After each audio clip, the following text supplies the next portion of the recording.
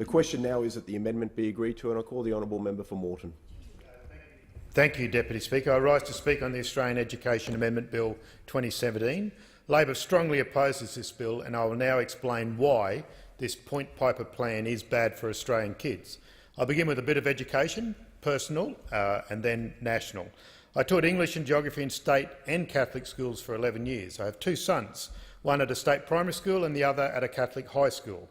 I was also a union organiser in the non-government sector for a few years. So I'm passionate about education, both my kids' education, all Moreton children's education, in fact all Australian children's education.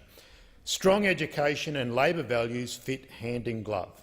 Let me be clear up front, Deputy Speaker. This bill is about funding our children's education and is not about the quality of teaching in Australian schools. However, it is about the ability of those teachers and associated staff to provide the education that every child deserves and every good parent hopes for. It is about the number of teachers and support staff who will be teaching in our schools. It is about the ability of schools to provide the specialist programs that benefit thousands. It is about schools' ability to provide additional in-class help and their ability to provide extra literacy and numeracy programs. And it is about the ability to provide extension programs for gifted and talented students. It is vital that we get the funding model for our schools right. Our future prosperity, my children's future prosperity, is linked to this imperative. The Turnbull government's funding model contained in this bill is not a fair or equitable funding model. It is more Konski than Gonski. Most teachers understand what a fair or equitable funding model is, and perhaps some parents do. But for the benefit of the government, I will explain. There is a great example in this United States cartoon from the Education Trust, and I'd seek leave of Minister Fletcher at the table to table this cartoon. I ask the honourable minister, is leave granted? Leave isn't granted. Thank you, Deputy Speaker. In the first frame of this cartoon, three children are behind a fence trying to watch a baseball game. One, very tall, who can clearly see the game, one a bit shorter who cannot quite see over the fence, and one very short who can't see the game at all. Each one has a crate to stand on. The very tall child can actually see clearly. The shorter child can now see the game over the fence, but the very short child can't see the game at all, despite having a crate. This is an example of equality of funding. Each child gets their own crate. But if we look in the second frame of the cartoon, the tallest child, who doesn't need a crate, gives his crate to the shortest child who needs more than one crate. So each child can now watch the baseball. This is an example of funding equity. Thanks for trying, Luke. or what we'd call needs-based funding. Now, needs-based funding is fair. The Point Piper plan is not needs-based funding. The economy, we know, is under strain. Gross debt under the LNP is about to hit $500 billion for the first time ever. That's more zeros than Pearl Harbor, to paraphrase James Jeffrey. This means the number of crates, which is obviously always finite, is now particularly acute. But the Turnbull government is abandoning sector-blind needs-based funding. We know this because under Prime Minister Turnbull's funding model, one of the best resource schools in Australia, Geelong Grammar, will get a funding increase of $16.6 million, while a local Catholic primary school, the Good Shepherd Primary, just down the road from Parliament House, will get a funding cut, I said, Deputy Speaker, of $2.6 million. So how did we get here? Let me give a quick history lesson that touches on the allocation of Commonwealth general recurrent funding for non-government school. Note, state schools, as the name suggests, are run by the states. So Section 51 and 52 of the Constitution do not list schools as a Commonwealth responsibility, but as we know, Canberra has most of the money. From 1985 to 2000, funds to non-state schools were distributed according to the Education Resource Index. The ERI determined need according to the capacity of the non-government school to generate its own income through fees, investments, fundraising and donations, compared to a standard level of resource. The resources standard is known as the Average Government School Recurrent Costs, or the AGSRC. Note, Deputy Speaker, this is an average. So you've got to actually compare what it costs to have a one-teacher school out at Westmar with a big primary school like Warrigal Road with 1,200 kids in my electorate. But you come up with an average. The higher the school's ERI, the lower the level of general recurrent funding it receives. The ERI funding model had 12 funding levels, with Category 1 schools, the richest, needed the least funding. And it's noteworthy that all Catholic schools in Queensland were Category 11, all. This is important later when I return to Catholic schools. So those 302 Catholic schools in Queensland currently, 5 dioceses, 22 order-owned schools, so 27 different employers with 146,200 students, were all indexed under that scheme at ERI 11. I note that all of those schools, all of those employers, they only got 1 hour of consultation with Minister Birmingham before he announced this new model. Disgraceful. Okay, after the ERI, we went to the socio-economic status funding system. It was introduced by the Howard government in 2001. It assessed the rate of government recurrent funding by estimating the capacity of the school's community to support it. So capacity was calculated by linking student residential addresses to the latest census collection district data.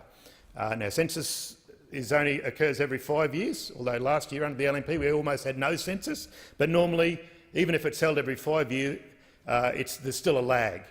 And what does the census data and SES do? Well, it ranks the income, the education and the occupation of the parents of school kids. So a non-government school's SES score determined its per-student general recurrent funding rate as a percentage of the resource standard, the AGSRC.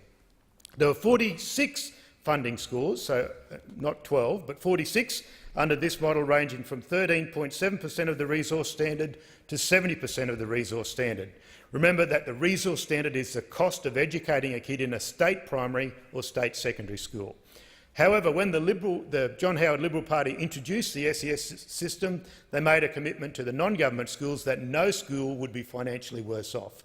And so you had schools that were called the funding maintained schools. And Catholic schools only joined the SES system in 2005, but were also able to maintain their pre-SES funding rate. Overall, 48% of non-government schools were funding maintained, which is effectively individual side deals to the Howard government's SES funding model. So Julia Gillard then, as Minister for Education in 2010, announced the review of funding for schooling, the most comprehensive review since the early 1970s. That final report in 2012 provided a blueprint for a complete overhaul of school funding models. The core recommendation from that report was that the level of recurrent funding for all school students should be determined by a school resource standard, with per-student amounts based on the resources used by high-achieving schools. Government schools were to receive the full amount of the per-student SRS. Non-government schools would receive an SRS adjusted according to the anticipated level of the private contributions the school could access. And then loadings for disadvantage would apply to all eligible students regardless of the school they attended. So loadings for disadvantage would be rural and remote, Indigenous and a few other things. The SRS is a sector-blind funding model. That is, the name above the school gates would be immaterial in determining the needs of the kid who passed through that gate. The Gillard Labor government implemented this funding model and introduced an improvement framework for schools and teaching. That is, we didn't just give money, we also made sure the states and systems, the independent, the Catholics, all had to stay engaged, especially with their financial commitment. The Gillard government's goal was to ensure that by 2025 Australia would be ranked among the top 5 countries in the world for student performance in reading, science and mathematics. The Turnbull government, to their great shame, has officially abandoned this goal. But I'll come back to this later. And look, if we scrutinise the Point Piper plan, we can see why. This legislation before the chamber introduces a few things that are very, very noteworthy and worrying. One of the key changes to school funding under the Point Piper plan is that Commonwealth funding will transition over 10 years to a flat 20% of the schooling resource standard to all government schools and 80% of SRS to all non-government schools. So the Liberal Party has walked away from sector-blind funding. The Liberal Party has walked away from needs-based funding. The Liberal Party has walked away from delivering the best opportunity for every child in every school. Going back to that cartoon that Minister Fletcher wouldn't let me table, and the crates, it is not fair or equitable to give each school a crate. Some schools need more crates and some schools need fewer. Schools need to be provided with the resources they need to give every child the best opportunity to succeed. That is not always equal, but it is fair. Another change to the school funding model under the Point Piper plan is about so-called side deals. Under the current scheme, the minister can determine an SRS school for a group of schools, for example, the Queensland Catholics. This bill removes that ability, but instead, wait for it, will allow the minister to determine the SRS score for each individual non-government school. So this Point Piper plan allows for 9,414 deals and rising. So don't lecture about the 24 deals that the Gillard Labor government secured.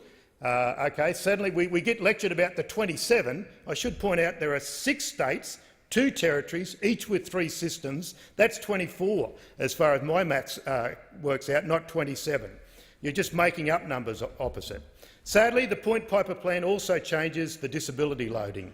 There will be different levels of loading determined by whether students with disability require 1, just teacher only, which means no support, or 2, supplementary, 3, substantial, or 4, extensive support.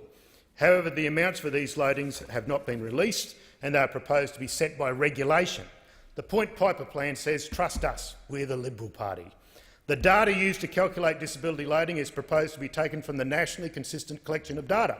The data that the Education Minister said in December last year, and I quote, failed a basic credibility test. And in February this year he said it hasn't come to a credible landing point just yet. So children with disabilities, no matter which education sector they choose, deserve to have the best support they need to give themselves the best educational opportunities in life.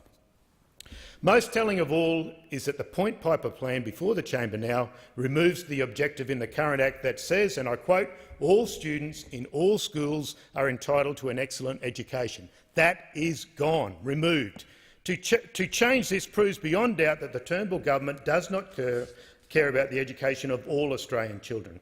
But, Deputy Speaker, we already knew that. Why else would the Liberals rip $22.3 billion from our school kids while the Prime Minister introduces a $65.4 billion tax giveaway for big business? This dastardly deed typifies the coalescence of vast carelessness that is the modern Liberal Party. This cut is equivalent to cutting $2.4 million from every school in Australia or sacking 22,000 teachers. Sadly, the Liberal Party has become a mere cluster of selfishness. Parents and teachers know that schools will be worse off under this Point Piper plan. State schools will be worse off. Some 85% of public schools will not reach their fair funding level by 2027 under the Turnbull government's model. The Point Piper plan gives less than 50% of extra funding to public schools. Labor's needs-based funding model provides 80% of extra funding to public schools. So I know that state budgets are already under pressure. Obviously, Prime Minister Turnbull thinks they should raise their own taxes. Do you remember that thought bubble that at the Penrith Panthers, when he stood there with that New South Wales Rugby League legend Phil Gould and said, where he announced a plan to hand the states income taxing powers? Do you remember that, Deputy Speaker? To quote Prime Minister Turnbull, it was the most fundamental reform to the Federation in generations. Maybe it's a Phil thing, because it was the worst pass on a rugby league ground since Phil Sigsworth completed that in-goal pass to Phil Duke in the third state of origin in 1982. Go the Maroons. Labor understands education. We know that public schools currently cater for 7 out of 10 kids with a disability. We know that 7 out of 10 kids from a language background other than English go to state schools. 8 out of 10 ATSE kids go to a state school, and 8 out of 10 kids from low-income families go to a state school. These communities will suffer under the Point Piper plan. Catholic schools also will be worse off. The National Catholic Education Commission has said, and I quote, now that Catholic school systems have seen the government's modelling, some schools and systems are finding the policy will impose immediate and inexplicable funding cuts on their schools. I am a Catholic, I do declare. Not always a good one, but my faith calls, guides and comforts me. I was taught by nuns and have a child in a Catholic school. I taught in 2 Catholic schools, and I know that I'm biased when it comes to Catholicism. But I also know that social justice has always been at the core of Catholic education. Catholic schools are built on the understanding that different schools require different levels of resourcing. Catholic families, especially in Queensland, have always supported the neediest. You sign up to give if you can. It is an article of faith. The member for Wentworth fundamentally does not understand how school systems work. He doesn't understand that not all states and all systems are able to fund their school systems to the same capacity. Labor's target was that all schools would receive 95% of the SRS by 2019 or 22 for Victoria. The Point Piper plan locks in 20% of SRS for government schools and 80% for non-government schools. The Turnbull government has set sector-specific rates for education funding. This is not sector-blind funding. I thank the honourable member for Moreton. The question now is